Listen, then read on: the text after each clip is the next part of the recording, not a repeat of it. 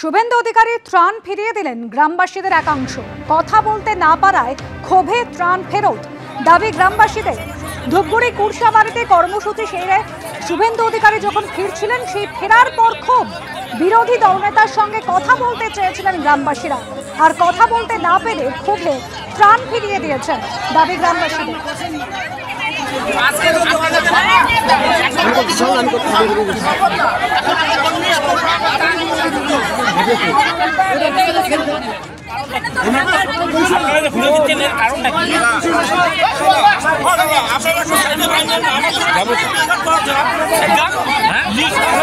দেখুন, এরা শুধু ছবি তুলতে যায়, সারা বছর এরা সঙ্গে থাকেন। আপনি বলুন, এই যে বিজেপি নেতারা এই ত্রাণের নাটক করছেন, কেন্দ্রীয় সরকার এত বড় প্রাকৃতিক বিপর্যয়, ভুটান থেকে জল আসছে, অন্য রাজ্যের জলে ভুগছে উত্তরবঙ্গ, তার সঙ্গে এই অতিবৃষ্টি, কেন্দ্রীয় সরকার তো এক নয়া পয়সা প্রাকৃতিক বিপর্যয় মোকাবিলায় দিচ্ছে না। অন্য রাজ্যকে দিচ্ছে, বাংলাকে দিচ্ছে না।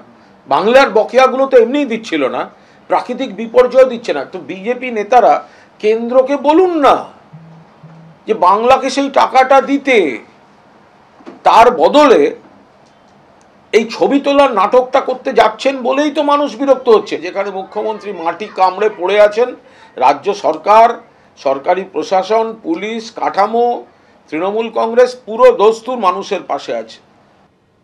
বিরোধী দলনেতার সঙ্গে কথা বলতে চেয়েছিলেন গ্রামবাসীরা, কথা বলতে না পেরে ক্ষোভে ত্রাণ ফিরিয়ে দিয়েছেন এমনই দাবি করছেন গ্রামবাসীরা। আর তৃণমূল নেতারা শিখিয়ে দিয়েছেন পাল্টা বক্তব্য আবার বিজেপির। কিছু তৃণমূলের নেতা এনারা যেটা বলছে যে আমাদের নেতারা বাধা দিয়েছে, ত্রাণ ঘুরে দিতে বলছে, ঠিক আছে। এখন তৃণমূল ওরা ওই নেতারা পয়সা নিয়েছে তৃণমূলের কাছে, নিয়ে কিছু সাধারণ মানুষকে ব্যবহার করতে ঢাল হিসাবে এনারা প্রথমে নিয়েছেন, এবং নেতারা ওখানে হুমকি দেওয়ার পরে, তৃণমূলের নেতারা হুমকি দেওয়ার পরে ওনারা বাধ্য হচ্ছে এখানে দিতে। ওনারা এই মুহূর্তে ঘর চাচ্ছে। এবার আমাদের পক্ষে তো এই মুহূর্তে ঘর দেওয়া সম্ভব না। ঘর দেওয়ার আমরা অবশ্যই সরকারের কাছে জানাবো যে তাড়াতাড়ি এদের প্রত্যেকের যেন ক্ষতিপূরণ দেওয়া হয়। আমরা প্রাণ দিচ্ছি, শুভেন্দুদাকে আমরা সমস্ত রকম রিপোর্ট পাঠিয়েছি। ফের সিভিকের কুকীর্তি, অপহরণের অভিযোগে গ্রেপ্তার। মুর্শিদাবাদের ডোমকলে সিভিক ভলান্টিয়ারের বিরুদ্ধে অপহরণের অভিযোগ। পুলিশের স্টিকার লাগানো গাড়িতে চড়ে এক ব্যক্তির বাড়িতে ঢুকে অপহরণের অভিযোগ। কয়েকজন দুষ্কৃতী ওই ব্যক্তিকে অপহরণ করে এমনই অভিযোগ পরিবারে। আমাদের প্রতিনিধি রাজীব চৌধুরী এই মুহূর্তে সরাসরি রয়েছেন আমাদের সঙ্গে। রাজীব, ঠিক কি ঘটনা ঘটেছে, কি অভিযোগ দায়ের করা হচ্ছে এই পরিবারের তরফ থেকে? অনুষা, গতকাল রাতে পুলিশের স্টিকার লাগানো গাড়িতে গিয়ে একজন ডোমকলের এক বাসিন্দাকে বাড়ি থেকে তারা তুলে নিয়ে আসেন, এবং এই যে পুলিশের যে পরিচয় দেওয়া হয় এবং গাড়িতে স্টিকার লাগানো থাকে পুলিশের, পরিবারের লোকজন থানায় এসে জানতে পারেন না পুলিশের পক্ষ থেকে এই ধরনের কোনো ঘটনা হয়নি বা কাউকে গ্রেপ্তার বা আটক করে নিয়ে আসা হয়নি। তারপর তারা যখন পুলিশের কাছে অভিযোগ দায়ের করেন, তারপরে পুলিশি তল্লাশি শুরু হয় এবং নদিয়া থেকে সেই অপহৃতকে উদ্ধার করা হয়। এবং এই ঘটনায় অন্যতম অভিযুক্ত হুমায়ুন কবির বলে একজন সিভিক ভলেন্টিয়ার, তিনি গ্রেপ্তার হয়েছেন। তার সঙ্গে আরও 7 জন, মোট 8 জনকে পুলিশ গ্রেপ্তার করেছে এবং 3টি গাড়ি বাজেয়াপ্ত করেছে।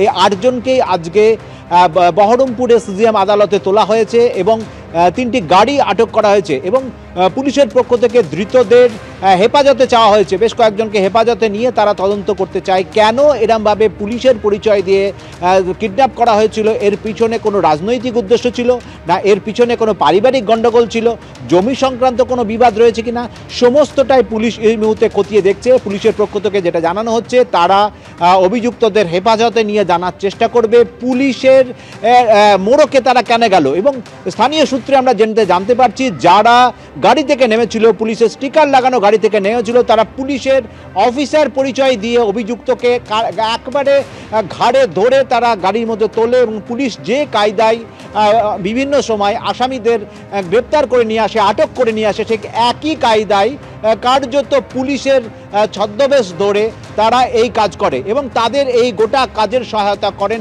স্থানীয় সিভিক ভলেন্টিয়ার হুমায়ুন কবির। গোটা ঘটনা পুলিশের কাছে অভিযোগ হওয়ার পরে সাথে সাথেই পুলিশ তাদের যে মোবাইল ট্র্যাক শুরু করে এবং নদিয়া থেকে তাদেরকে রাতেই উদ্ধার করে অভিযুক্তকে। এবং সঙ্গে সঙ্গে এই গোটা ঘটনায় সঙ্গে যারা যুক্ত ছিলেন 8 জনকে এখনো পর্যন্ত গ্রেপ্তার করা হয়েছে, 3টি গাড়ি বাজেয়াপ্ত করা হয়েছে। কিন্তু প্রশ্ন উঠেছে কিভাবে পুলিশের ছদ্মবেশে এইভাবে তারা এই কাজ ঘটালো, সেটাই এখন সবচেয়ে বড় প্রশ্ন। একেবারে রাজীব, কিভাবে পুলিশের ছদ্মবেশে তারা এলো, স্টিকার লাগানো গাড়িতে চড়ে ব্যক্তির বাড়িতে ঢুকে অপহরণ করলো, সেই বিষয়টি কিন্তু ভাবাচ্ছে।